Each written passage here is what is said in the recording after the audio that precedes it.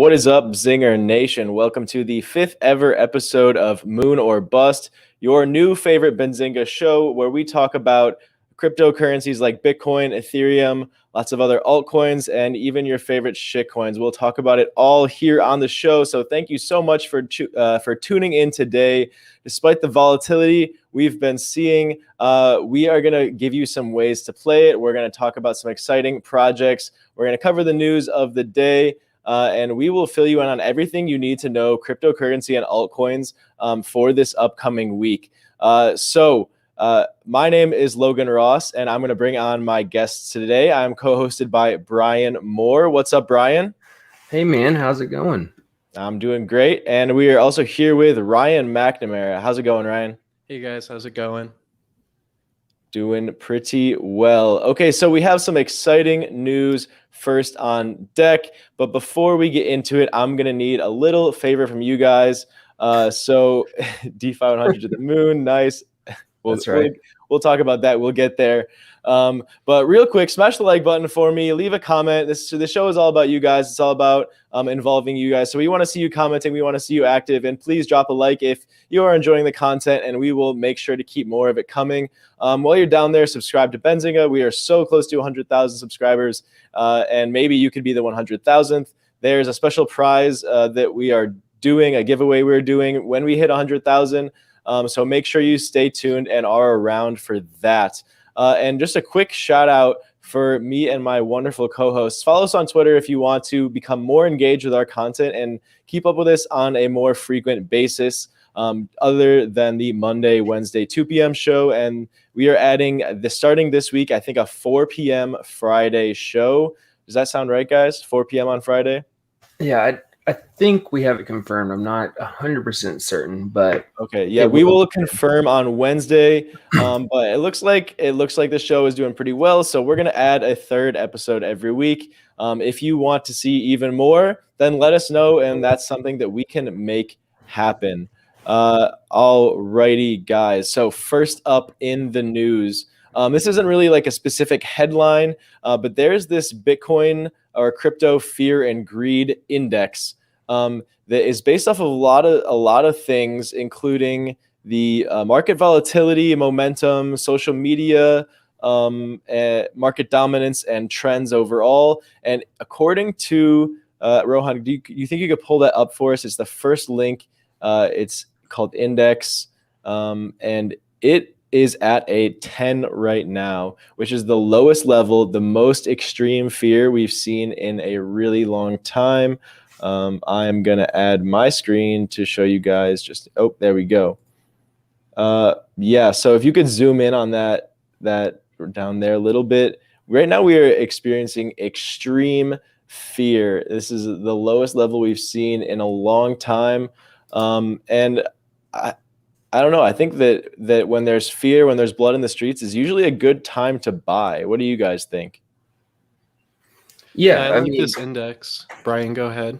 Oh, everything is coming up. I mean, some coins are up 100%, some are up 40%, some are up 20%. I mean, everything is going up. We found the dip, and now it's just time to buy, and hopefully people bought over the weekend. Mm-hmm. Yeah, I really like this indicator because it mixes in a lot of different factors. It's not just one or two different things. And I like how it takes into account social media too, because a lot of sentiment does come from Twitter and other social media platforms. I think this may be a good time to buy, being that there is extreme fear in the markets right now. Yeah, for sure. So this is a great tool to help you guys out. And I don't think we have it linked, but you can find it at, let's see, alternative.me. If you just look up crypto fear and greed index, it will come up for sure.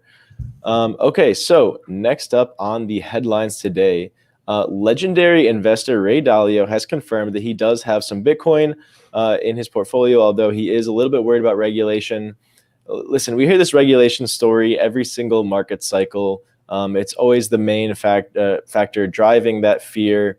But Ryan, what do you think about government regulation in cryptocurrencies? I think it's kind of the point of crypto is to be decentralized and not have government being a factor. So What do you make of this? Yeah, I think it's kind of a double-edged sword because on one hand, it's a good thing that regulations coming into the market over the long term. But over the short term, there may be some investors that are driven away from cryptocurrency due to these regulations. As far as China goes, I don't think that's a good thing for China. I think they may be left behind as far as cryptocurrency goes. But it may be temporary, and they may not even be able to regulate Bitcoin or cryptocurrency how they want. So they may just give up too. Like you said, this hasn't been the first time people have tried to regulate cryptocurrencies, especially China. So I wouldn't be surprised if they just fail. Yeah. Brian, you have anything to add to that? No, I agree. This isn't new. It's not something that is just coming out of nowhere. They've been talking. I mean, every government has been talking about this for years now. And so, like you said, in each cycle, there's new things that come up, and the more popularity and the more expansion crypto has to other people, the scarier it gets for the people regulating all this stuff. So it's not necessarily FUD, but it's also not necessarily something that is going to happen immediately or even going to happen the way they say it. So I agree with what both you guys just said. Yeah, and to Ryan's double-edged sword point, like every time the government adds new regulation or taxes it more, they're recognizing it as real money more and more. So it's kind of admitting that it is real, and it's admitting that it has a future. If they need to regulate it, that means they see it sticking around for a long time. So it might cause some fear in the short term, but long term, it's probably for the best. Yeah, and it's not like you can just shut down Bitcoin or Ethereum either. So, I mean, if retail investors really want to get it, they will. Like, you can just use a VPN, go to Switzerland, and buy some cryptocurrency. And then what? And then China's not getting any tax revenue from that. So, like, at the end of the day, they're going to want to get tax revenue from all the gains in crypto. So, I don't know if it's a very viable option for them to be censoring and regulating cryptocurrency. Yeah, what do you guys think? We want to hear your thoughts. So drop a 1 in the chat if you think the regulation is a good thing long term, and drop a 2 if you think it's bad. Drop a 2 if you think the government regulation is bad for crypto long term, and a 1 if you think it's good. I'm curious to see what you guys think. I think there's definitely arguments both ways, but we will see. In other news, let's see, we got a couple too so far. In other news, Coinbase Pro announced on Twitter that they are delaying the launch of Solana on their exchange platform. So Solana was supposed to go live for trading today on the Coinbase Pro platform. They opened up deposits a couple of weeks ago. They have now closed those deposits and are still allowing withdrawals.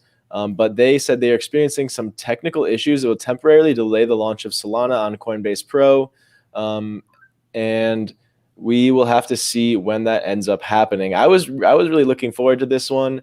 Solana has been pretty difficult to get your hands on inside the US. I think Binance.us is the only way to get it as a US resident without a VPN. And that could take like 2 months to get your account confirmed. So there's really no quick way for the mainstream adopters to get their hands on Solana right now. Ryan, do you want to talk to us about like what this project is in general? I know it's a proof of stake smart contract blockchain. It's an ecosystem still being developed. However, I'm not super familiar with Solana, so maybe Brian or you could talk a little bit more on it. Do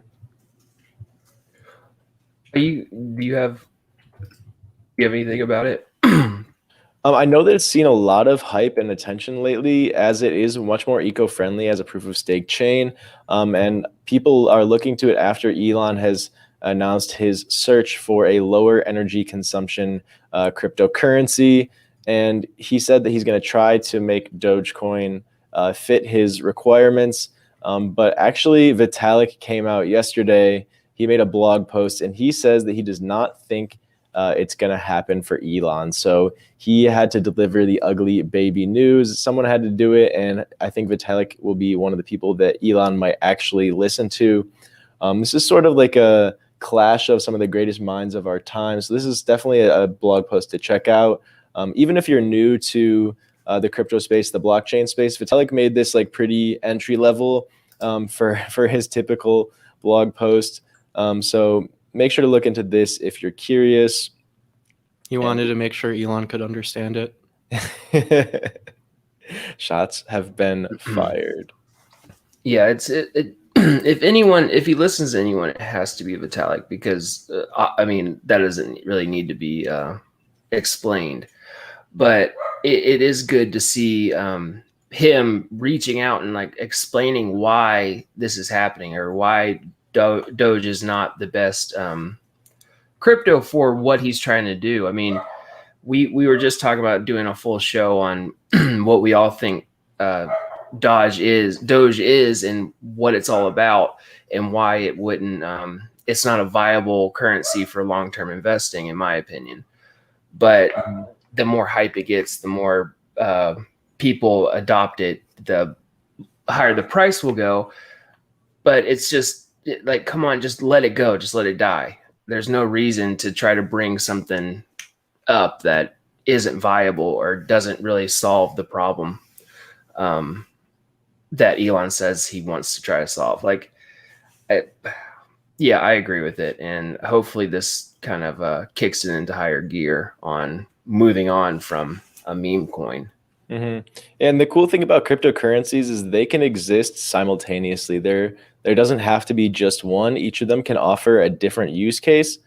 So, for example, Bitcoin could be a long-term store of value, and Dogecoin could be a long-term payment solution product if it is able to have those lower transaction fees. So maybe in 10, 20 years, we'll see an ecosystem where Bitcoin, Dogecoin, Ethereum, Cardano, and even more projects exist all in harmony, and they all have their own use cases and ecosystems built on top of them. That's totally, totally plausible in my opinion.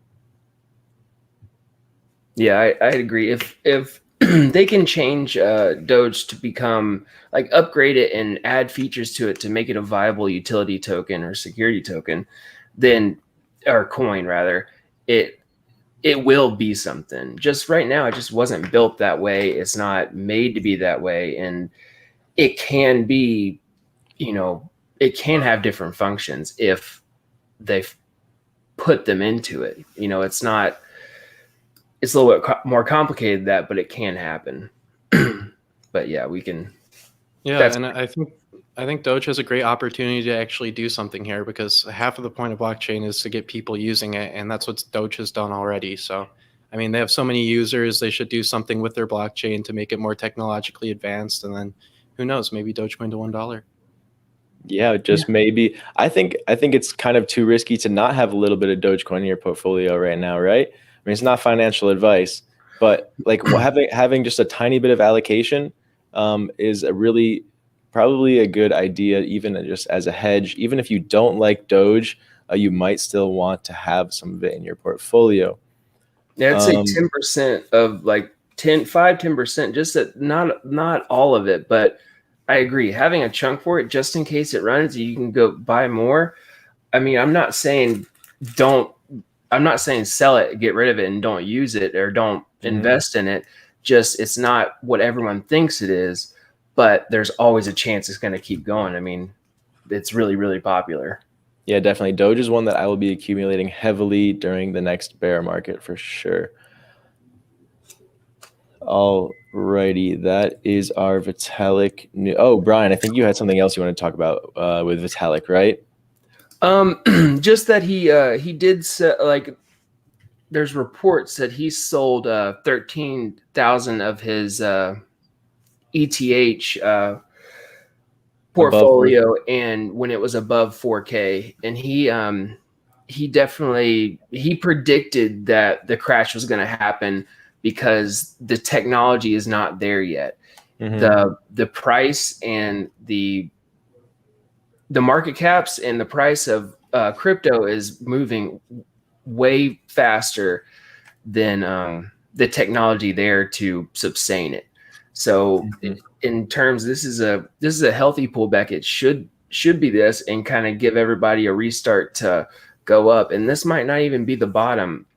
We were talking about Bitcoin hitting at 29,500, and that maybe be the kind of, because that's the next support, that's the lowest support, and that could be the next, a slingshot up. But it's a healthy thing. It's not a bad thing, and he definitely called this coming a while ago, as why he sold 13,000 of it at 4K. So, He's right, in my opinion.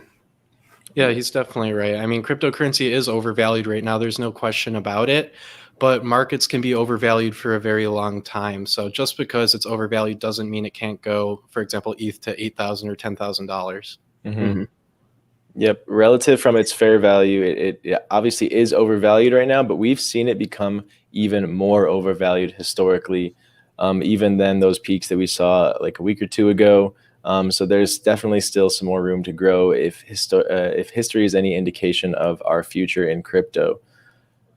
Speaking of history being an indication of the future, we have some more rug pulls going on this week. There was a pretty funny one from DeFi 100. They stole $32 million and then changed their website to say, what did it say, Ryan? We got your money. You can't do anything about it. We got your money. There's nothing you can do about it. Something like that. Like you got scammed, LOL. Well, you always hate to see this happen. There's lessons to be learned here. Yep. He said you can't do shit about it. Yeah, that's what he said. Yeah, and they can't. That is it. That is indeed the lesson that everyone should learn from this: is be careful where you place your money, because you don't want to get the rug pulled on you. And this is why we are cautiously optimistic on a lot of the projects that we talk about, because we don't want anyone out there to lose their money. So we have a comment from T-Chess saying it seems like the bottom, and we did see a nice bounce today. So let's crowdsource an answer here. Let's get a 1 if you think we already saw the bottom, and let's get a 2 if you think this is a fake out. Okay, so 1 if the bottom is already in, we already saw the lowest prices we're going to get, and a 2 if you think this is a fake out and we're going to go lower in the near future. What do you guys think, Ryan? Do you think we've seen the bottom yet? It's really hard to tell. We moved down super fast. I think it's definitely a possibility. I think more likely than not, we've seen the bottom, especially with this most recent bounce, but only time will tell.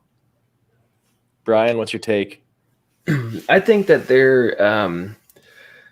I think it could be the bottom, but I think it's more realistic that it's going to find it a little bit further down. It'll rise up. I think we'll hit a peak. And I mean, saying this, we could, Bitcoin could set off until back to 60,000 and then take Ethereum and everything with it. But I think that there's going to be a little bit more correction. I think that there's going to be another fall, and then it's going to take the next leg up. Only because of what Vitalik said, is the technology is not there. It was kind of maybe a fake out, but I think that we'll have to kind of regroup, and there's more of this to come, because it's a very short, if that was a bottom, that's a very short, quick downfall and rise back up. In 2017, 2018, we saw something similar to this happen, where the ICOs and all the crypto bubble popped, and it brought Bitcoin down to around 3K, less than that. And then a couple months later, that's when it shot back up, and and then it did it again in 2020, and then 2021, we see the all-time highs on every single coin. So I think that we're going to have a little bit of a roller coaster until it scales out, and it's got to hit that bottom before it can go back up. But again, this could have been the bottom. I don't really have any way to tell or say if I'm right, or, it's all speculative, but Should we see what TA has to say about it? Yeah, I was just about to say that, Ryan. I'm going to pull up my screen, my window right here. Do you want to look at Bitcoin's chart to start with? Yeah, we can do Bitcoin, then Ethereum. Okay, cool. Since So in general, the markets follow Bitcoin. Bitcoin's probably the best to look at. Yeah. So what do you make of this? Could you pull up candle charts? Is that an option on there? Or maybe Trading View? Maybe on CoinMarketCap, I can go to Trading View.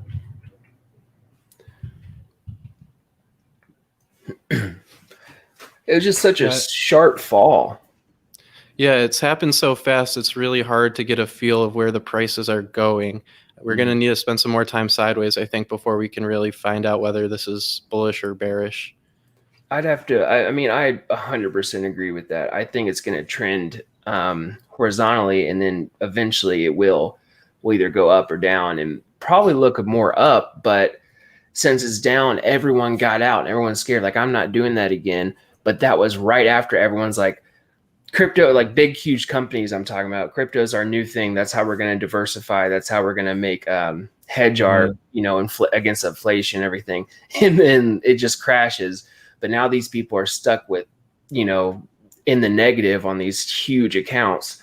They're not going to let it happen to go, they're not going to let it fall and stay there. Absolutely not.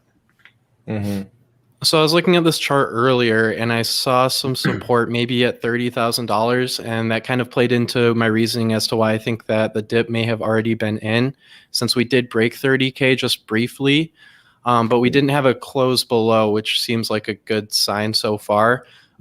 Obviously, as you can see, it's been going down really fast with a couple big green candlesticks to the upside. So it's going to be kind of hard to see where it's going right now. But 30K does seem like it may have been a support, not only because it went down to 30K recently, but if you look back a few months into January and February towards the beginning of the year, you can see it was right around 30K. There was some resistance on the way up before it passed 30K. And then it came down and there was some more resistance to the downside right around 30K. So not only is the chart showing that $30,000 might be a support, but it's also a psychological support since it's a big round number of $30,000. So typically numbers like 20,000, 50,000, 30,000 are psychological support and resistance lines for Bitcoin and any speculative assets. So it's definitely a price to look out for. Another price I'm looking out for here is around $45,000 because we were in that $40,000 range for a while. So I think maybe if we can get back and hold the mid $40,000 range, then we may see a bounce to new all-time highs sooner than we may think. You guys have any thoughts on what the chart's telling you? You pretty much summed it up in my opinion.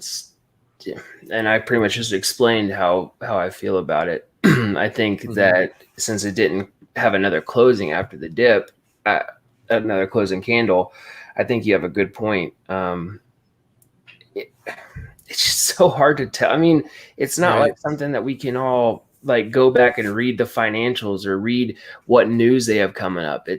There's no telling. And of course, everyone already knows that, but it just needs to be said. It's so hard to predict what's going to happen. Yeah, exactly. There's so much new news that could come out that could push it either way in an instant.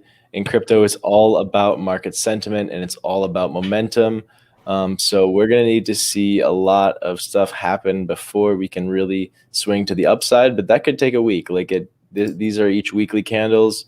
And in 2 weeks, we went from 58,000 down to 34,000. So we could see a move of the similar size to the upside at some point this year. There's really just no telling. But the one thing to remember is that time is on our side.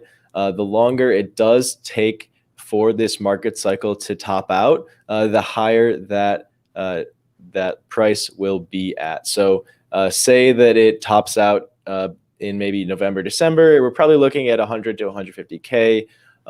Whereas if it were later even into 2022, then we could be looking to the 200 to 300s.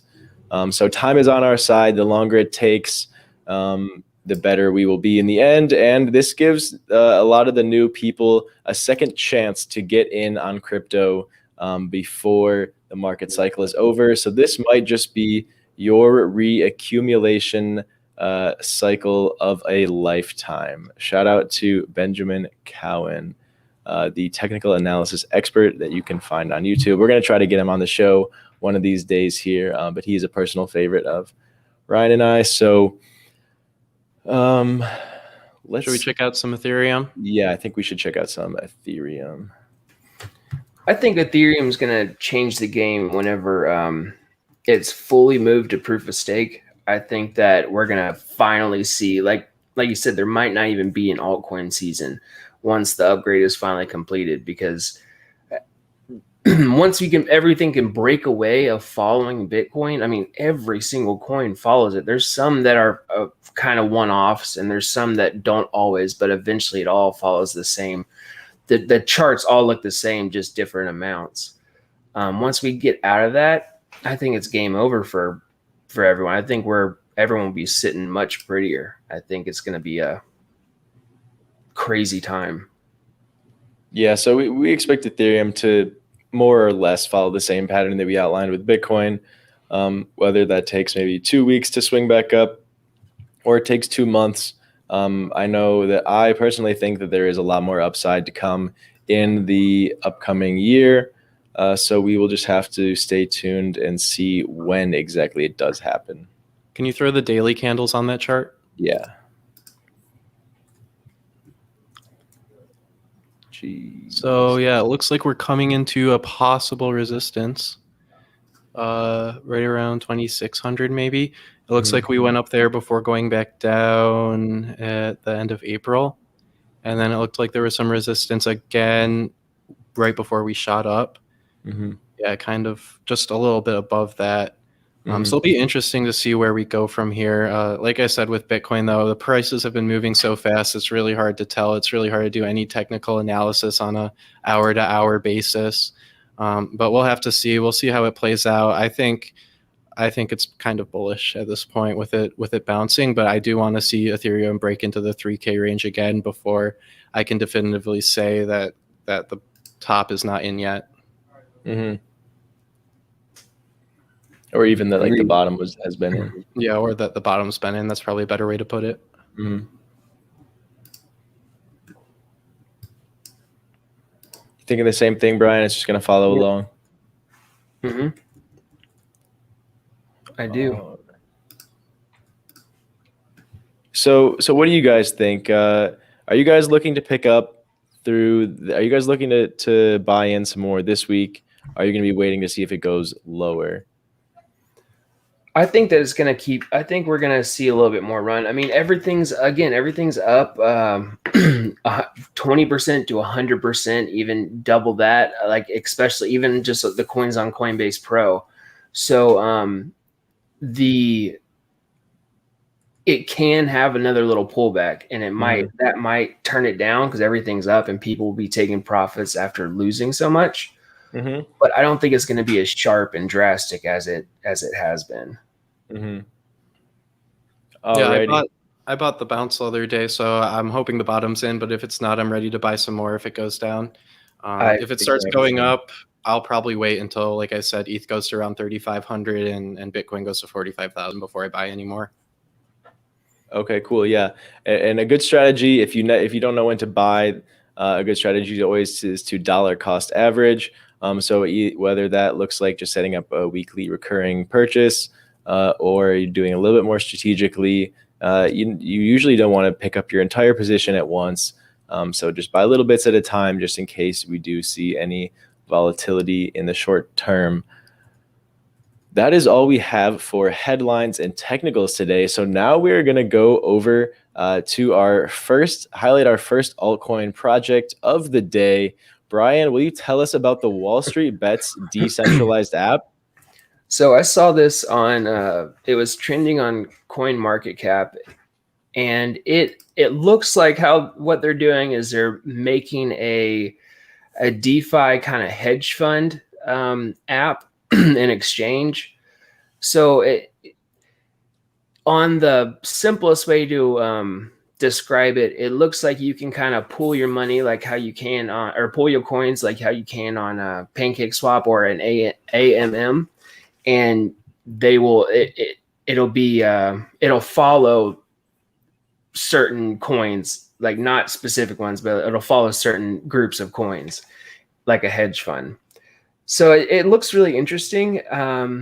It looks quote unquote official, so it doesn't look like it'd be a scam. Again, I don't know. It was trending over the weekend and it's brand new. So we'll have to see where they're going, but it's pretty much an AMM, which would be, pancakeswap or one of those liquidity mining pools. Wow, so 400% APY right now. You see this type of interest rate with a lot of smaller coins just because these types of altcoins are so volatile. So although you'll be earning an APY of 450%, who knows where the coin's going to be in a year, and who knows if that interest rate's going to be the same in a year. It probably won't be the same in a year. Probably won't be the same in a week. Yeah, I mean, it might be the same in a week. And I think most people that get into these aren't in it for a year, right? They're in it for a week or two just to get the high APY until it goes down. Because at 450%, I mean, you could be making 20, 30% in the matter of less than a month just by staking your crypto on these types of websites. Yeah, Although definitely. this is how you get rug pulled if you don't know who's creating it, right? You're depositing money into a smart contract on a website. So be sure you either look over the code if you know code. If not, at least look and see if you can find the founders like on LinkedIn, or if they're at least public, then you have some safety that it's not going to be a rug pull. Yeah, Yeah, exactly. That's a good thing just to bring up DeFi 100 and Pancake Bunny. So the smart contract idea, instead of you trusting someone else to invest your money like you do at a bank or anything else, in crypto on the Ethereum blockchain, you use smart contracts, and that is just a block of code that handles all the money. So it is transparent, and it is secure in a sense. Like if you put your money into it, it is going to go there. It's not going to fail unless you use the wrong gas price or something. But it's just that block of code that does it. So that code can also be manipulated later, or it can be changed at any point. So with Pancake Bunny, what they did is that block of code where, like a pool like this, you would put all your money into one of these pools. Then they did flash loans against it. So they would put the money in, and you get LP tokens in return. And that's kind of what you use to gain your APY. Then you sell them back and you get your crypto back. But what they did is they took about 8 flash loans, and they had them that drove the price up. So there's a lot of liquidity in it. It drove the price up, and then immediately they reverted them, or they sold them back and got the tokens back, which crashed the price. So it was at a solid like around $100 a token, and then it went up to 152 or 142, and then went all the way back down to 42. And that just took out $43 million dollars worth of people's funds. And just, This is Pancake Bunny you're talking about here? Yes. Yeah. So this was another rug pull that just happened recently, right? Kind of. It wasn't necessarily, It wouldn't be a classified rug pull. It was more of a flash loan scam. Yeah, it's a exploit is what they call it. Yeah. Probably. So for those who don't know, could you explain what a flash loan is? I just kind of. So a flash loan is whenever you put your money, your crypto into something, and you get something in return. And so like LP tokens, liquidity tokens, and you would use that to gain your APY or your reward, and then you get your crypto back after you sell it. And it's kind of a weird thing. I think Ryan might be able to explain it a little deeper than that. But it's from a financial perspective, it's pretty hard to understand, but essentially just very short-term loans that you don't need to collateralize because they're so short-term. Yeah, because they're in the same block on the chain. So they're in the same period of processing time. So you'll be able to take the loan and repay it within the same amount of time. That way they know they can keep track of it on chain within a single block. What are some of what's the big platform that's pioneering flash loans right now? Is it Aave? I think it's Aave. Yeah, they do. There's quite a few of them, but we can look them up real quick. Aave does one that is very well known, and they have where you can take you can integrate their platform into anything you want. So it's very intuitive and very developer friendly. Yeah. So if you're curious to learn more about flash loans, there's a little snippet on their website right here, but we do not have enough time to cover them fully today. Maybe it's something we could do in a future episode. We have one more DEX to cover really quickly because we're going to be doing an update on the Robinhood thing in 2 minutes. So Ryan, will you give us a 2-minute overview of MoonSwap, please? Sure. So MoonSwap's a new decentralized exchange. It's on layer 2 of Ethereum. It uses Conflux, I think it's called, which is the scaling solution that they decided to use. So their platform just came out today, but hosts a ton of different features. They have $17 million of liquidity on the platform, which isn't a ton at all by any means, but it is the first day that they've come out. And it's not bad for a layer 2 solution. So for those of you who don't know, layer 2 solutions just scale Ethereum, so you don't have to pay high gas fees. So this one's actually 0 gas fees, so it's essentially completely free. And the way it works is you need to wrap your tokens on Conflux, which is the layer 2 scaling solution. So for example, you see all these with a C in front of it. That just means it's wrapped on Conflux's network. So similar to a lot of stable coins, you can put in your crypto like CW, BTC. That one's a little bit more complicated because it's already wrapped, but essentially you put in your wrapped Bitcoin on Conflux, and then they'll mint you the CW, BTC, TC. So whatever crypto you put in, the smart contract will mint you one of those tokens on their network and then add a C to it so you know it's on their blockchain. And so they have the reserves of whatever crypto you put in. So at any time you can also take it out, and instead of getting C-Link, for example, you can take it out and just get your normal link back. So it's just a way to get around Ethereum's high gas fees. They have farms on there. They have staking. They have NFTs. They even have games that you can get NFTs in. And Logan, if you have a second just to pull up the farms tab, I think on the left side. Mm-hmm. So since it's so new, you can be earning a lot of APY right now. And this is on top of the APY you would already be earning by staking in liquidity pools. So these are named for certain different coins. So for example, Logan, if you can just scroll up to like one that's maybe more well known. So like C-Moon, which is the native token on MoonSwap and C-ETH. So that's the biggest liquidity pool on MoonSwap right now, I think. You can stake your Ethereum and your Moon tokens for liquidity on here and earn fees to earn extra interest. And then, as Brian touched on before, you get LP tokens when you deposit money into a smart contract for liquidity. So you have these LP tokens that are worth something, but you're not really doing anything with them. So you can take these LP tokens, go to farms and deposit those LP tokens to earn additional interest on your investment. So, like for example, that C-Moon pool is C-Moon ETH. You just put in your LP tokens and you're earning an additional 120%. Essentially just optimizes the liquidity between pools, and that's how they can make extra interest, I'm pretty sure. Yeah, thank you so much for that quick explanation. It was still super good. It's super concise. Drop a 1 if you want to see us do like a full episode on yield farming and really like show you guys how to get into yield farming and some of the best pools and places that you can be going to. I have a feeling yield farming is going to be really big this summer, especially with scaling and layer 2 solutions like MoonSwap, like QuickSwap, like SushiSwap. So yeah, we're getting some interest for that already. Okay, but so our last segment of the day is Moon or Bust, where we take your tokens, your coins, and your tickers from the chat. We pull them up and we give them a Moon or Bust rating ourselves. So this is a huge chat involvement. We will talk about your coins. And we will let you know our thoughts on them. But before we can do that, we have a super exciting and special update from the Robinhood Crypto Challenge. Do we have Michael Murray somewhere here who could bring us in?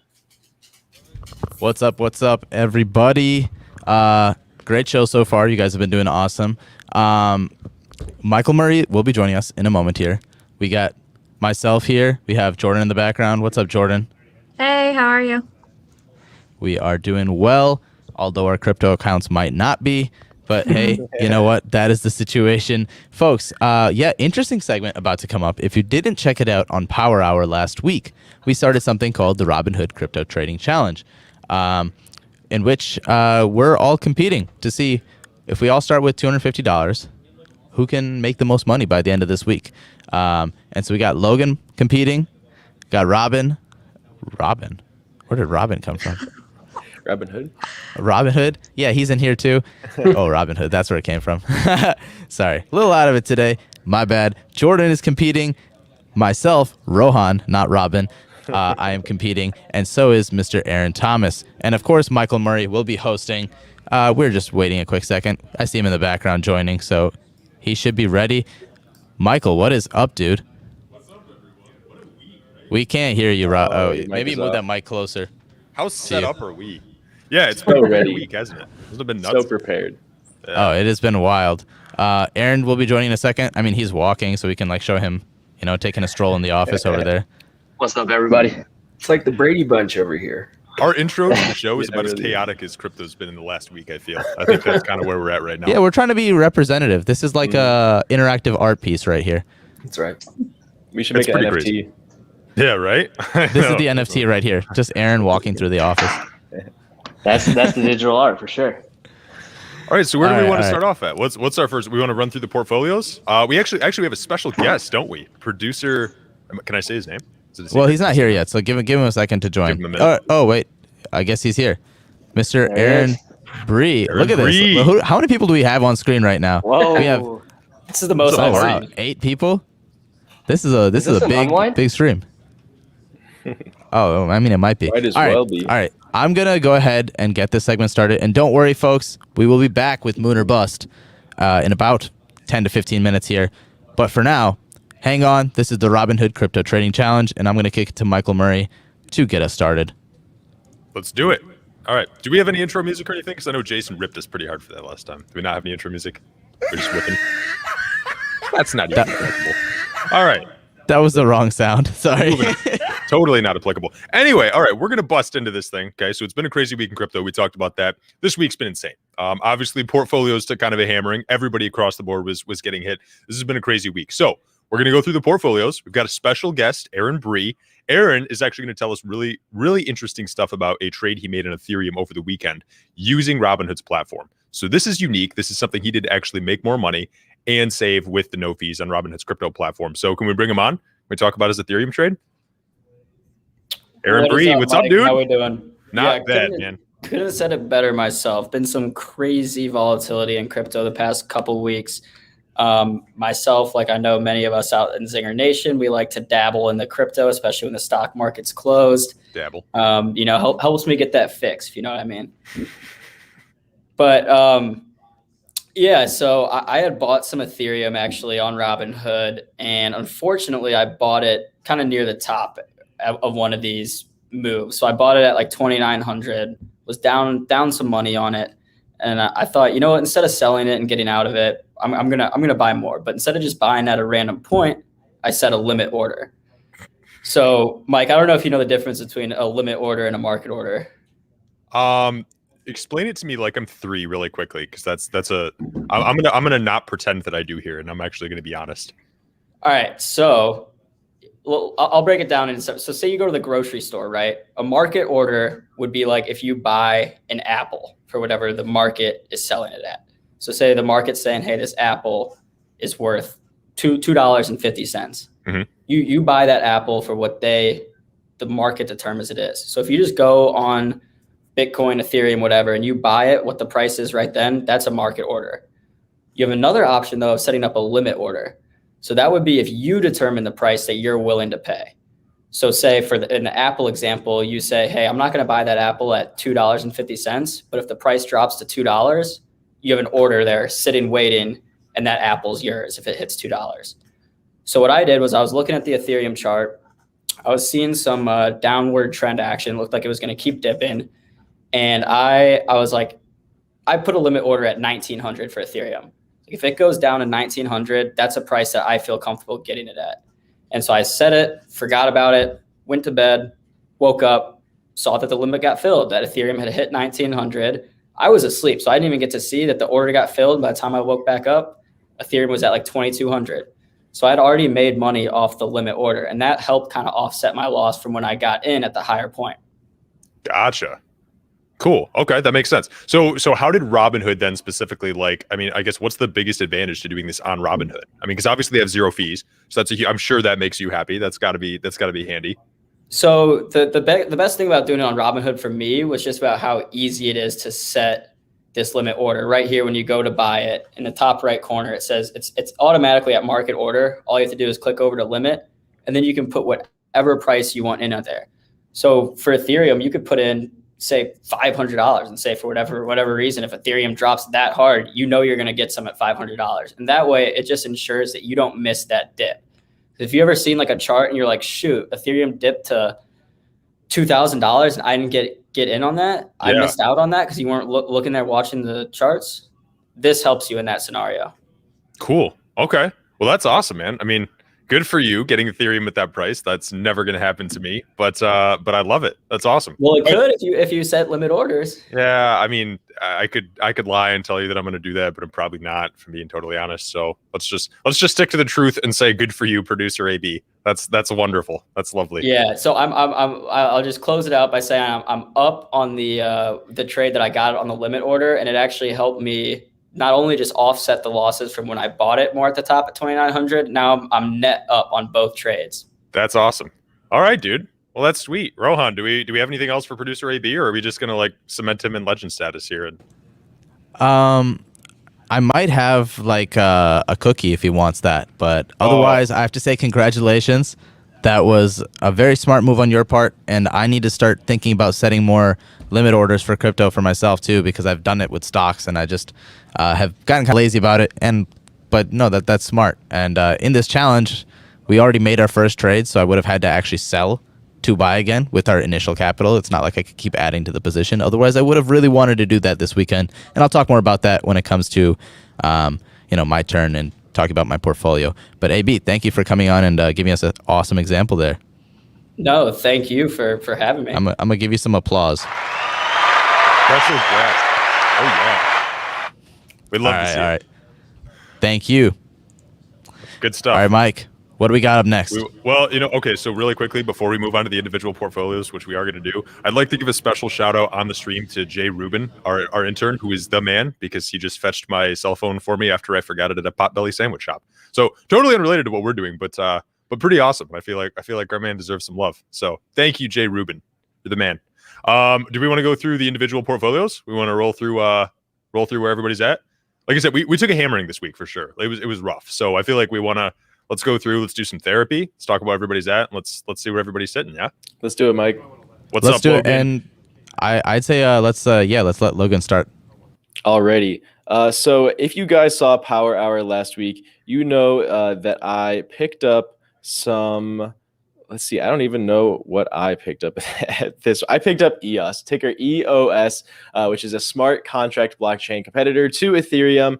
But I did make a trade out of that pretty quickly. Last Friday night, I swapped into VET, VeChain. I was gonna hold in USD because I thought it might go down. It did, but I didn't do it. I was scared. I had paper hands and I paid for it. So my $250 is now around 213, which is not great, but I have a feeling I won't be in last place, which is really all that matters right now for me. Okay. All right. So not terrible. Kind of took a beating. What's your thought? Just give us like your 2 cents on crypto for a second. I know you're doing that moon or bust, but like just for the Robinhood challenge, what do you think right now? Are we going back up? Are we bouncing? What's the story? Okay, so little tip for my fellow competitors out there. I'm probably going to be selling half of my position into USD towards the end of the day today, just in case we do. I do not want to have my position fully exposed in case that does happen. So I'm going to be holding half in USD for tonight and then looking to enter back in when it goes down a little bit lower from today's prices. Good tip. I always feel like we're doing insider trading when I get on these shows because I'm getting tips from experts, and that's just pretty legit. I love it. But that's awesome, man. All right, so you're at 213 from your original 250. Not bad, not good, but like could be worse. So let's what are your thoughts? Do you think you're ahead of everybody else right now, or do you think you're falling in? I'd say I'm about middle of the pack right now, but we will have to find out. I kind of went out on a limb here going first. I might have made a fool of myself, but let's bring someone else on. I want to, Jordan. What's your position at? How are you doing, Jordan?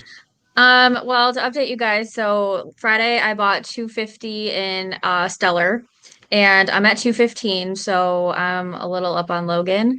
I was considering selling. I was considering selling yesterday when I was at 150. I've got my eye on Maker, but we're up almost 40% on the day. So I think I'm just going to hold it for now, see where we land tomorrow, and then I might make a trade. All right. So where are you at right now? Are you above or below 213? I'm at 216. Oh, snap. Wow. Yeah. Sorry, Logan. Yeah. That's not bad though. That's pretty right on point. All right. So what do you think about the market? Did you need like therapy after this last week? Because your Slack messages were very sad as I saw the market. Yeah, I mean, kind of like what Logan said. At least I'm not last. Well, how do we know who's last? I don't even know who's last. Wait, can we, Rohan, do you want to give us your portfolio? Where are you sitting? Is it my turn now? I think so. Yeah, I really want to see who's in last. I'm kind of surprised, to be honest. This whole weekend, okay, we were sending updates to each other over the weekend, all right? And my consistent update was, oh, you guys are low? I'm like $50 lower than all of you. So to put it in perspective, okay, in terms of fees, from the start off gate, I started with 240. The rest of these people started with 250, okay? And from 240, I hit as low as like 120 at some point, okay? I was down a lot. I was down up to 40%. But in some sort of miracle, I don't know, I picked something that, I picked Polygon, okay? I picked Polygon, entered there, Matic, probably not at the best time. I would have been better buying USDC and then buying it over the weekend, to be honest. But regardless, today we are up 112%, folks. And that will put me at $225.82, putting me ahead of both Logan and Jordan. Hey-o. So that is my situation. That's what I get for doing absolutely nothing other than holding and just sticking along for that ride. Now, granted, I will be watching closely to sell because after this much of a run-up, I don't know how much it's going to keep running. So I might try and set some sort of loss. I actually don't know if I can set a stop loss in this platform or not. But we're going to be careful. I'll be watching this closely. That's all I'm going to say. But without further ado, shall we bring on Mr. Aaron Thomas? Let's do it, the Robinhood user. And remember, before Aaron comes on too, like, this is definitely for stakes. There's a $1,000 prize here. So if Rohan wins, what are you gonna get me if you win? An apartment? Oh, sick, dude. Yeah, I mean, I don't know how far $1,000 is gonna go to that, but I'm down for it either way. Yeah, big stakes. All right, let's bring on Aaron. All right, what's up, everybody? How's it going? What's up, Aaron? How we doing? We are actually doing well after the beating that we got past through over the weekend.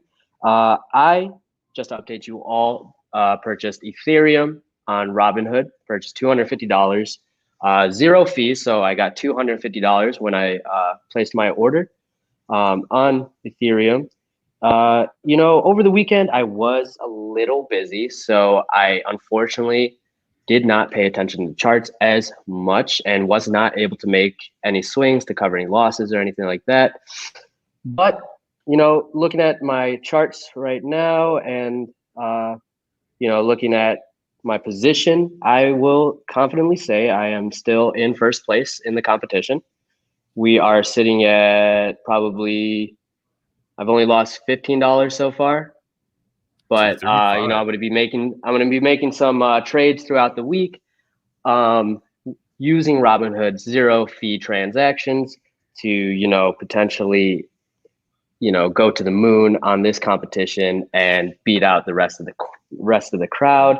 And I think that's highly possible. I think it's very possible utilizing Robinhood's platform with 0 fees.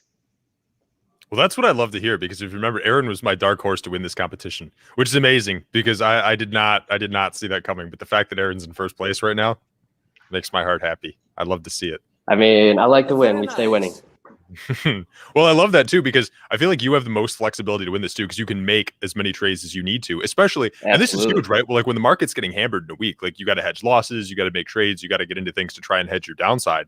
So you having the ability to make a ton of trades and limit your downside and try and find things that are on the swing back up. Also, when there's bounce backs too, right? 'Cause after a pullback, you're looking to buy that dip. So when you can do it with 0 fees, that's huge. Like that's a massive win. So I feel like Aaron is definitely still my dark horse for this. And Aaron, what are you going to buy? It is. I'll take the win, even though we're all down. We take our wins where we can get them. Okay, but like if you win, could you get me something as well? I want to. I will get you $1,001 Coney dogs from Lafayette Coney down the street. I got Dude, you. I love to hear that. I love Lafayette Coney. I know you love to eat, so you got to hook it up. Are you calling me fat? What do you mean I love to eat? Yeah, I love to eat. I love it. Aaron is still my #1 choice for the dark horse winner. I love that. All right, so that's huge. So we ran through the portfolios. Aaron's still a #1. I love to hear that. This is good. I feel like we're in good shape. Rohan, what's next on deck? What's on our itinerary? Well, I am happy for Aaron, I should say, but That did not sound happy genuine for at all. myself I as do well. not believe I'm on you. your tails. Just saying, keep some, You know, I'm gonna make some moves this week. We'll see how close you are at the end of this challenge. I listen. I'm not gonna talk too big talk because I know, like, I'm gonna try to stay humble about it. But just watch out. Watch out. All right. I'm watching. All right, folks. So that was your portfolio update. Now we do have 2 more episodes coming, which one more episode of like a check-in and then the grand finale to figure out who wins this challenge, which is going to be high stakes for sure. It'll be so with that, there are some questions that we know that are, people in the chat, we see them coming in. People have a lot of questions about trading crypto on Robinhood's platform. And so, Mike, did you want to go over some FAQs? Yeah, I'd love to go over the FAQs and the link that you didn't Slack to me, like you said you were going to before we started. Remember that? No worries. There's going to be this so fantastic thing called a screen share that I'm going to put up on the screen so we can all see it. Well, look at you, solutions, man. I dig it. Yeah, I would actually like to go over some of these because I feel like a lot of people will ask about investing and stuff when they hear that you work at Benzinga too. And a lot of them are questions like about Robinhood because they know that we have a lot of exposure. We work with them on a regular basis. So I feel like going over some of these would actually be pretty dope. Yeah. Okay, so some of these questions. All right, do you own your coins on Robinhood? This is something that's like often debated, okay? We've talked about it or I know it's been discussed on Moon or Bust. So according to Robinhood, do you own your coins if you buy them on Robinhood? Yes, any cryptocurrency you buy on Robinhood is yours. Because there's a lot of misinformation around this topic. When you place an order to buy crypto, we secure that crypto on behalf of our customers, hold all our customers' cryptocurrencies in our custody system. The custody system utilizes both cold and hot wallets, with the vast majority of cryptocurrency held in our offline cold wallets. We also carry crime insurance for further protection. For those who say, not your keys, not your coin, we're actively working on supporting these deposits and withdrawals. As soon as that feature is available, you'll be able to withdraw your crypto to use as you like. So that is definitely, a topic of discussion that I've heard many times, and it's good to get some clarity on that. Honestly, Logan, if you want to hop on and talk about that too, because I'm sure you've gotten this question quite a bit. Yeah, so it's a good response that they have here, and I'm really looking forward to when they do add this feature to give us access to our wallets for any crypto that's stored on Robinhood. Just because as DeFi gets bigger this year, I know a lot of crypto holders, especially the ones on Robinhood, will be looking to make some extra gains and be doing that through the DeFi platforms, which they currently can't use without access to their wallets. So it's good that they do let you own their coins, but I'd just be looking for a little bit more freedom and flexibility, which it looks like they are bringing to us very soon. So that has me really optimistic. Awesome. Same follow-up here. Are there any plans to allow people to send and receive cryptos? Yes, we're building deposits and withdrawals, so you'll be able to send your crypto from your Robinhood wallet to the wallet of your choice or deposit crypto from an external source. More details can be found on the website. Wait, hold on. Before we jump on to the next question too, if we're going to do a couple more, can we drop some numbers in the chat too for like who thinks is going to come out on top here? Oh yeah. Get a pulse. Do a one for Logan. He came on first. Let's drop a 2 for Brohan Solo. Let's drop a 3 for J Rob, and a 4 for Aaron Thomas. Because I want to see where people are sitting on this. So the right answer is basically type 3 on your keyboard right now. It's not. No, I would say let's show some love to Aaron Thomas. I feel like he needs the good vibes, and I want Aaron to win because I love Aaron. Drop Aaron. Oh damn! Thank you, Benzinga, for the 4. Love Boom! that. Rigged. No, it's not rigged. We're just showing the guys some love. I believe in Aaron Thomas. I do. Thank you. I like it. All right, what's our FAQ? All right, one more. This is an interesting one, okay? Will a person be able to stake their crypto on Robinhood? Before we tackle staking, we first have to nail building deposits and withdrawals. As other features go, Robinhood is very excited about the possibilities of staking, lending, other ways. So basically, on some other platforms, in case you know, none of the ones we're currently using, I don't believe, but some of the other crypto trading platforms, you can stake your crypto for interest, and it looks like that's something that Robinhood might be building in the future. Anyway, that was just some, frequently asked questions about Robinhood and their crypto platform. I know I had wondered about that more than a couple times, so good to get some answers, and it looks like they addressed them pretty well. So solid job, Robinhood, and looking forward to actually having those features in your wallets. But Please bring it soon. yeah, definitely. But I mean, I like we said, if you're just looking to make money to get started right now, that 0 fee transaction is definitely pretty sweet, as you can see. Let's pin Tiny Pie Media too said that this is great that Robinhood has all these things lined up, but is there a time frame, months, years? I mean, I don't see a time frame in those FAQs, but I know like when we talk with Robinhood, I know they're like actively ongoing on it. So I can't speak specifically to the time frame, but I'm thinking they're probably going to look to roll these things out within the year. Don't quote me, because I don't know. I don't work at Robinhood. Yeah, we can't make any promises here, but we do know from their team members that they're actively working on this, and I'm sure they'll be releasing more information. And also, soon. can we just point out the fact that Happy Muhammad is voting for 2 and 3 in the chat? You can't do that. You pick one, and also those are both wrong answers. The right answer is actually 4, and you can't split teams. You gotta pick one, man. All right, Michael. I think that just about does it for today's Robinhood crypto trading segment. I'm going to be checking out my portfolio, going back at it, looking for opportunities to get ahead. I'm sure Logan's scheming in the back of his mind. But with that, we want to get back to the last segment of Moon or Bust, which is Moon or Bust. I'll let you take it away, Logan. Thank you so much, Burhan Solo and Michael. Peace, Logan. Thank you for that update, guys. I'm kind of disappointed to hear that I'm not doing as well as I would have hoped, but now I have motivation. Now I'm going to need to grind to come back to win that $1,000 and to steal all those hot dogs away from Michael Murray. All right, if I could bring my co-hosts back on stream. Thanks so much for waiting, guys. And here we are back to everybody's favorite segment.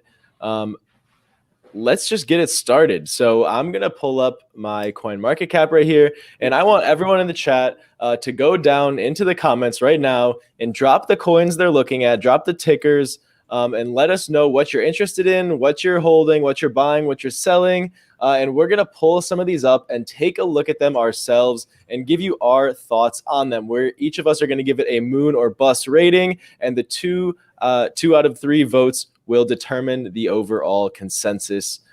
So let's get it going. We already got some going in the chat. Scale is the first one that I see. So I'm pulling it up right now. Does anyone have anything to say about Scale before I get the chart up? I like Scale. Scale's a layer 2 solution on Ethereum. It looks really promising. They have some really high-tech innovations going on with their project. And so long as Ethereum takes its time like it's been doing to reach ETH2, which is the proof of stake upgrade, which will scale Ethereum itself, things like Scale should do well over this year. I agree. It's really cool how they do it. You're pretty much hosting your DApp or whatever you're building on their cloud network, and I think there's a lot of things you can do with this, and it's going to be another big push for layer 2. It's going to be one of those staples that we've all talked about.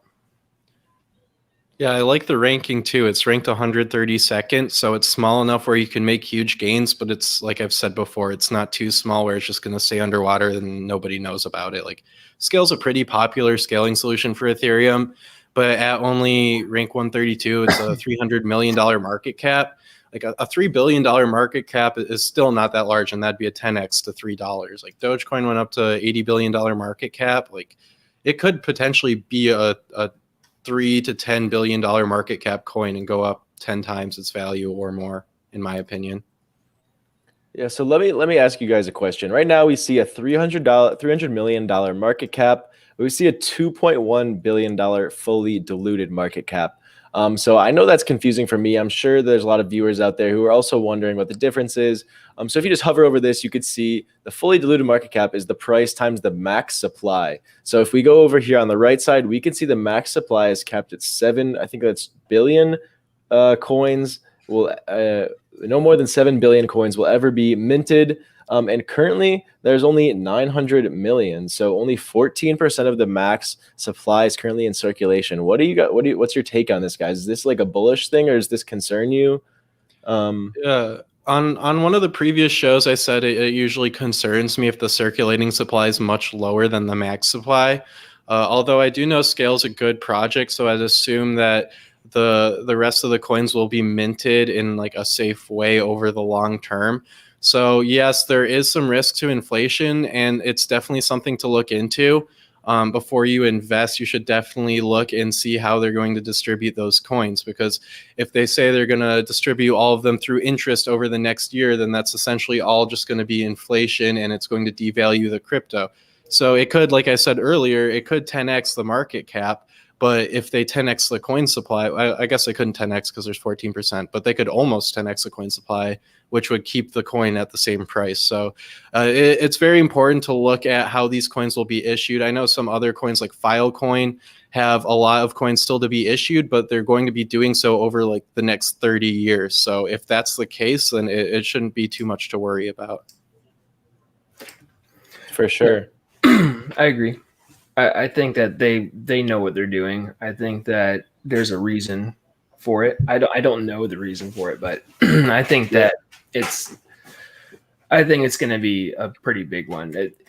In my opinion, anything that's listed on Coinbase is a solid coin, and they go through a very strict listing process. Mm-hmm. So there has to be a lot of requirements you have to meet. And I think anything on Coinbase is a pretty solid, is going to be a solid investment and project.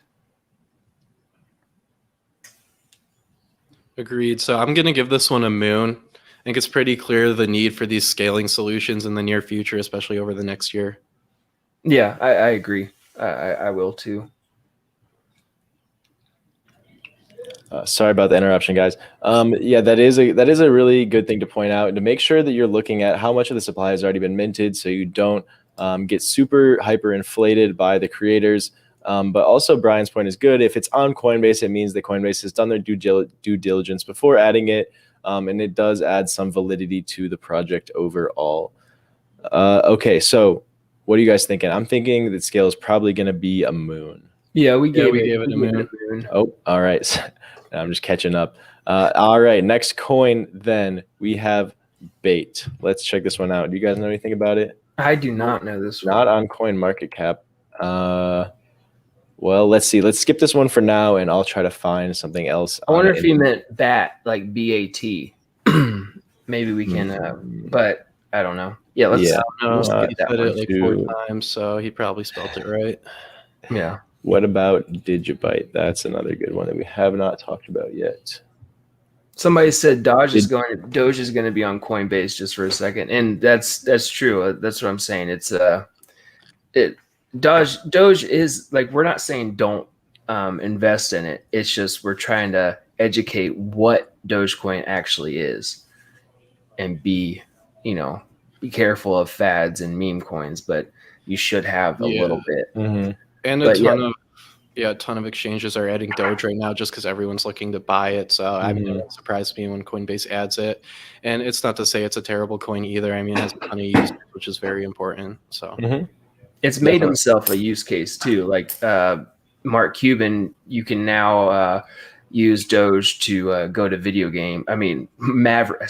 Maverick games and stuff like that. So there's a use case. It's just not that large, but we can move on from that. Okay. Digibyte.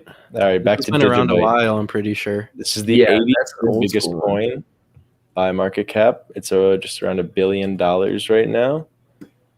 And they have 68% of their tokens already in supply, already circulating, already minted. So it says Digibyte is an open source blockchain and asset creation platform. Started back in October of 2013, and the token was launched in January 2014 as a fork of Bitcoin. I'm pretty sure the creators of Digibyte have also done a whole lot of really cool projects. I know one of them, but I can't think of the name because I was just reading it the other day, and I'm going to try to find it. But it's one of those OG ones that, it's been around for a while. It's tested time and it stood up. So it's definitely a really cool project that's sparked a lot of other ones. And I like how it has these different layers for like smart contracts and then the public ledger and the core protocol. That's pretty similar to like ETH layer 1 and layer 2. Vitalik's a big fan of different layers on the blockchain. And as of right now, it seems like it's probably the most viable way to scale blockchains. Yep. Awesome. So what are we thinking on this one? Is this going to be a moon or a bust? That's a hard one to say. I mean, eventually it probably will go somewhere. It's kind of stayed where it's at. I'm not going to say it's a bust, but I don't know when it would moon. This is one of those that you don't know. I mean, I think that eventually it will be something like ANKR. That one's going to be huge in my opinion, but I think it just break out again past its previous all-time high, which is definitely a good indicator of some more upward momentum in the future. Unfortunately, that is all the time that I, Logan Ross, have today to be on stream. So I'm going to pass it off to my co-hosts to finish up the day. I hope you guys are good to go. I'm so sorry, but I just got in trouble from Power Hour Luke Jacoby. So that means that I have to go. I will see you guys all next week. Have a good one. And Ryan, Brian, to you guys. All right. I don't know if we have time to do. I guess we can do one more. Or do we have time? You want to just give a verdict on Digi? Yeah, give a verdict for them, and then let's run it for like 5 more minutes if you guys can. Okay, yeah, we can do one more. But I'll fill in for Logan for a couple more minutes. I'll say Digibyte's a moon just because it's a solid, been around, tested, proven, and has a huge ecosystem and spurred a lot of different other projects. I'd agree. It looks like they're giving us another chance to get in. I mean, it's down to 7 cents. It looks like its all-time high was 16 cents, which was probably just a week ago or so. And back in 2018 or 2017, it looked like it hit about 12 cents. So, I mean, it's past the all-time high, but it's not way past the all-time high like some of these other coins are. So I'm going to give it a moon as well. Yeah. So, yeah, I think it's going to be good. I saw one, Aquari, that one, and it's trending right now. So we can maybe go over that one. Share my screen. Here, I can send you the link. Here. Oh, Chrome has lost permission to capture my screen. Rohan, are you able to share CoinMarketCap? Are you guys on CoinMarketCap? Yeah, I got you. Yeah. A query. It's right at the top. Look at that, trending. Yep, that's why I saw. That's why we should probably do it. I don't know anything about it though, but we can talk about it. Let's take a look. I can't say I've ever heard of this one. I do kind of. Well, I don't know much about this coin, but I do know about this. These coins in general. It looks like it's going to be one of those regular DeFi coins that you can get on CoinMarketCap. You can. Their website's really annoying. It's unruggable. It's, it'll give, if you hold it, it'll give you tokens. Just one of those classic ones. These, in my opinion, all they rely on popularity and adoption. These charity DeFi coins where they're built for giving most of the money, like giving some part of the wallet away to charity, then the rest goes to the holders, and then the devs and everything get a small part, but it's the ownership's been transferred or something like that.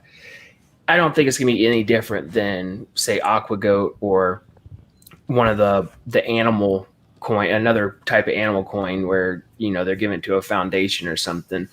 But if it gets popularity, I think there's plenty of room for these to go. They're not going to get $1 or a cent, but they'll definitely keep going.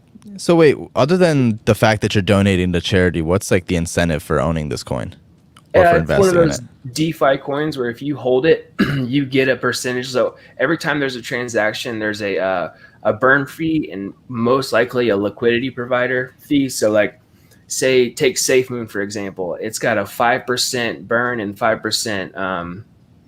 Or 5% liquidity fee, 5% give back to the holders, and a burn rate. So anytime there's a transaction, you'll get coins. Anytime it's moved, anytime it's traded, anytime it does anything, the coins and that fee will get distributed to all the holders. and that's a big incentive. So that's pretty much the product in all of these. The product in all of these DeFi coins is you'll just get more and more as people transact with it. And so will that happen for the charities as well? Like they'll continue to get those? So yeah, so what they do is actually I looked up these smart contracts and kind of learned how to write them myself, and I saw how they do it. There's a wallet that you have a part of the code that says every time there's a burn, this percentage goes to this wallet, and that wallet can then be, you can send it to wherever you want, or it can be one where the charity has it already. Most likely that's not the case, but it goes to a certain wallet and there are no fees on transactions to that wallet. So it just goes straight to there and they hold it and then they'll send it somewhere. Got it. All right. So Ryan, how do you feel about this one? Well, I'll jump straight to the chase. I will give it a bust, mostly because of the name. I don't like the name. Most of these Binance Smart Chain coins have fun names, like doggy themed names or like sexual names, but this one's not funny. I barely know how to pronounce it, so I'm gonna give it a bust. The name is a pretty big driver for coins on Binance Smart Chain, especially when they're small like this. They get around Twitter, they go viral. And like Brian said, I mean, it all depends on who's holding the coin and who's selling the coin. And if people aren't jumping in, then it's not going to go anywhere. There's no true utility here. Like Brian said, I mean, the only use case and the only product is really donating to charity. And other than that, there's really not much you can do with it. And even with like the burning and the liquidity providing stuff, like that's really just a way to incentivize people not to sell and hold their investment. And it may work out holding it because you're getting all of these extra coins from people that are selling, but there's also a good chance that the coins just become worth nothing. So although you'll have way more of them, they won't be worth as much. So I'm gonna give it a bust.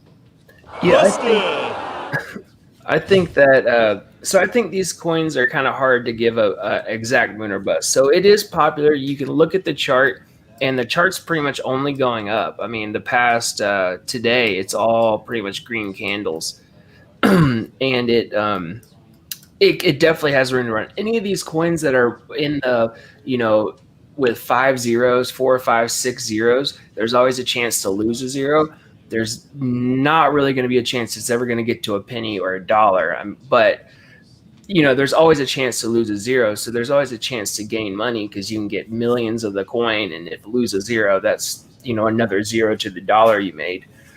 I think that these are going to die out. I don't think that these are around to stay because I think that the DeFi whole BNB Smart Chain DeFi coin, unless it has a utility that you can actually use it for something besides just being to a charity, just being a DeFi coin, then I don't think that there's a longevity in them. I think that eventually they were this is more of a trend and it's easy to go viral. It's easy to get people in, but a couple years from now, I don't think that this coin's really going to be anything. Yeah, I mean, you have to think about people's attention span too, right? Like the people who are interested right now in this, the reason it's going viral they're enthusiasts and people are excited about like different utility cases, I guess, for different coins, and people are getting interested in this. But like in the long term, you're talking about long-term utility, people, I mean, there might be a small use case for this. Like some people would use a very specific app to do something, right? But in terms of like coins that you're going to actively use and are part of people's daily lives, you're really only looking at maybe 5 to 10 coins, I'd say, at the most, that people are going to actively be using for a certain purpose, other than they might be using them in the background and they might not know about it, but I don't think people are going to be actively investing in little things like this to use on a daily basis. No, there's a lot of money to be made in these. I've seen people make a lot of money. I've seen people make millions of dollars doing this, but it is very hit and miss. It's pretty much a little bit better than just straight gambling. But it is gambling. It might not even be a little bit better, but these coins, to be successful, if they made a utility and made their token do something, like they build an app and it powers that, or does something along the lines that has a utility besides just being, auto staking and give back to the holders or go to a charity, if they make that utility, these things can do very, very, very well. If they don't, it's just a fad. And as long as people have the attention, then, you know, it's either going to bust or it's going to go, but it's a gamble. But like you said, you have to get something that keeps people coming back, not just holding it. Yep. Yeah. I mean, yeah, you have to think about like the mass market too, right? Like most people aren't going to have the attention span or care about a little thing like this. And if they wanted to give to charity, they just give to charity. My MetaMask has about 7 or 8 or 10. I have like 1 million of these bullcrap coins, and maybe one of them do well, maybe it won't. But you know, it's stupid. Yeah. All right. Well, guys, we do have to close it up here. We were coming up on the next show, but it has been a solid one. We went a little long today. Obviously, we had that Robinhood segment as well. Audience, hopefully you enjoyed that. There'll be a little bit more of that to come. Ryan. It's been a pleasure, guys. Show me some love on Twitter, please, at Ryan15McNamara. Yes. Yeah. Check out Ryan on Twitter for some epic crypto information, or, I don't know, maybe some memes. Do you post any memes, Ryan? Mostly crypto, but a meme here and there about crypto, of course. Of course. All right. Well, and check also, them out. Yeah. Also, shout us out. Like, get on my Twitter. It's right on there. MoirBrian, and let us know who you want to see on the show. At them, tweet them, do everything. Like anybody you want. No one's out of reach. Just let us know, and we'll try to get them. And we have a lot of really cool stuff coming up in the works that you guys are going to be really excited for. If you're here now, you'll be very happy very soon. All right, there we go. And with that, I am going to bring us to a close. Folks, it's been a good one, and we will see you in the next one. Peace.